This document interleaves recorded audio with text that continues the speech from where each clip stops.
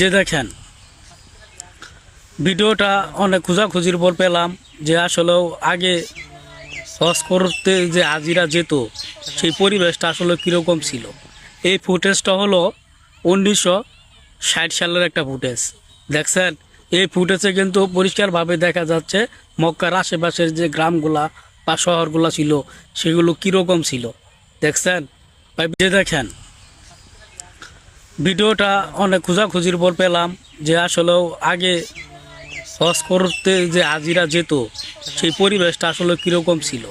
এই ফুটেজটা হলো 1960 সালের একটা ফুটেজ।